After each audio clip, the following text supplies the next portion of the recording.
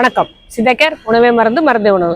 நம்ம உடம்புக்கு கால்சியம் ரொம்ப அதிகமா தேவை அப்படிங்கிறது நமக்கு எல்லாருக்குமே தெரியும். ஏன்னா வளர வளரும் குழந்தைகளுக்கு எலும்புகள் வலுப்பெறத்துக்கும் பெரியவர்களுக்கு அது எலும்போட அடர்த்தி காப்பாத்துறதுக்கும் நமக்கு கால்சியம் ரொம்ப அதிகமா தேவை. நம்ம டெய்லி சாப்பிட்ற உணவுல அதிகமா கீரைகள் எடுத்துக்கிட்டாலே கால்சியம் கிடைக்கும். முக்கியமா முருங்கைக்கீரை நம்ம எடுத்துக்கிட்டோம் அப்படின்னாலே கால்சியம் அதிகமா கிடைச்சிடும். முருங்கை பொடி அப்படிலாம் லேட்டஸ்ட்டாக எல்லாருக்கும் வருது. ஃபாரின்ல இருக்கிறவங்க கண்டிப்பாக முருங்கை பொடி எடுத்துக்கலாம். ஏன்னா அங்கே முருங்கைக்கீரை கிடைக்கிறதுக்கு நிறைய சான்சஸ் கிடையாது. நம்ம இங்கே இருக்கோம், தமிழ்நாட்டில் இருக்கோம், நமக்கு முருங்கைக்கீரை கிடைக்கும் அப்படின்னா வாரத்துக்கு 2 முறையாவது ஃப்ரெஷ்ஷான முருங்கைக்கீரை சாப்பிட்றது தான் ரொம்ப நல்லது. ஏன்னா முருங்கை பொடியில் அதில் ஒரு 10 to 25% மட்டும்தான் அதோட உண்மையான சத்துக்கள் நமக்கு கிடைக்குது. அதனால முருங்கைக்கீரை எவ்வளோக்களவு ஃப்ரெஷ்ஷாக நமக்கு கிடைக்குதோ வாரத்துக்கு 2 முறை எடுத்துக்கலாம். அதிகமான கால்சியம் கிடைக்கணும் அப்படின்னா முருங்கைக்கீரை தான் ஃபர்ஸ்ட். அடுத்தது பாலில் கால்சியம் இருக்குன்னு எல்லாருக்கும் தெரியும். பாலாடை கட்டி நம்ம வீட்லேயே செய்யணுங்க, மிஷினில் செய்ய ஃப்ரெஷ்ஷாக தான் வீட்டில் செஞ்சால் தான் நிறைய கால்சியம் அதில் கிடைக்கும். பாலாடை கட்டி நிறையா சாப்பிட்லாம். உலர்ந்த நட்ஸில் நிறைய இருக்குது. அதேமாரி முளைக்கீரைன்னு சொல்கிறோம் இல்லையா, முளைக்கீரை இங்கே நிறைய பேர் சாப்பிட்றதே இல்லை. ஏன்னா அது சாப்பிட்டா சளி பிடிக்கும், சீதளம் அப்படின்னு சொல்கிறாங்க. முருங்கைக்கீரையை பூண்டு போட்டு முளைக்கீரையை பூண்டு போட்டு கடைஞ்சோம் அப்படின்னா அதில் சளி பிடிக்காது. கண்டிப்பாக முளைக்கீரையில் நிறைய கால்சியம் இருக்குது. அதனால் முளைக்கீரை நிறையவே எடுத்துக்கலாம்.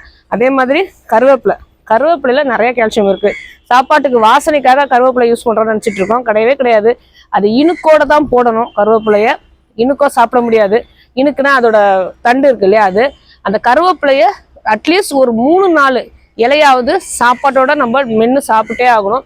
கருவேப்பிலை இனுக்கோட போடும்போது மட்டும்தான் அந்த தண்டில் தான் நிறைய கால்சியம் இருக்கும். அதனால தண்டோட சாரும் நமக்கு சாப்பாட்டில் இறங்கிடும். 2-3 கீரை அந்த இலையும் நம்ம சேர்த்து சாப்பிட்டுக்கணும். அதே மாதிரி தான் உலர்ந்த பழங்கள் சொல்லியிருந்தோம் இல்லையா, உலர்ந்த பழத்தில் திராட்சையில் நிறைய கால்சியம் இருக்குது. அதே மாதிரி சுண்டைக்காய் பூண்டும் சுண்டைக்காயும் போட்டு புளி போட்டு ஒரு குழம்பு மாதிரி பண்ணோம் அப்படின்னா அந்த புளியோட சேர்ந்து நமக்கு கால்சியம் ஒவ்வொரு வித கால்சியமும் உடம்புக்கு ஒட்டணும் இல்லையா. கால்சியம் அதோட தன்மை நம்ம உடம்புல ஒட்டுற மாதிரி அந்த கால்சியம் இருக்கணும். அதனாலதான் சுண்டைக்காயோட நமக்கு பூண்டும் புளியும் சேர்த்து சமைச்சோம் அப்படின்னா நிறைய கால்சியம் நமக்கு கிடைக்கும். அதே மாதிரி பிரண்டை, எல்லாத்துக்கும் அதிகமானது பிரண்டை, நிறைய கால்சியம் இருக்கிறது. அதுவும் புளி போட்டு சமைப்பாங்க. பிரண்டை கொஞ்சம் நாக்கு அரிக்கும், தொண்டையெல்லாம் கொஞ்சம் இரிட்டேஷன் இருக்கும், அதுக்காக புளி போடுறதா நினைச்சிட்டு இருக்காங்க. அப்படி கிடையாது. பிரண்டையோட புளி சேரும் போது கால்சியம் சத்து நம்ம உடல்ல உள்ளார உள்ள ஆர்கன்ஸ் எல்லாத்தையும் அந்த கால்சியம் சத்தை கிரகிச்சிக்கும். அதனாலதான் பிரண்டையோட புளி சேர்த்து சமைக்கிறோம். அதே மாதிரி வெண்டைக்காய், பட்டாணி, கொத்தவரை இதுலனா நிறைய கால்சியம்ஸ் இருக்கு. அதனால நான் திரும்பவும் சொல்றது என்னன்னா, நம்மளை சுத்தி இப்ப கவனிச்சு பார்த்தோம் அப்படின்னா நம்மளை சுத்தி விளையிற காய்கறிகள், கீரைகள் இதுலதான் நிறைய கால்சியம் இருக்கு. ஸோ நமக்கு இது மட்டும் நம்ம சாப்பிட்டுட்டு வந்தாலே போதும். வெளிநாட்டிலேருந்து வர வெஜிடபிள்ஸ்லயோ பழங்கள்ல தான் நிறைய சத்துக்கள் இருக்கு அப்படின்னு நம்பி ஏமாறாம. ஏன்னா வெளியிலேருந்து வர பழங்கள் நம்ம சேரத்துக்கே குறைஞ்சது 1 வாரத்துலேருந்து 1 மாசம் ஆகும்.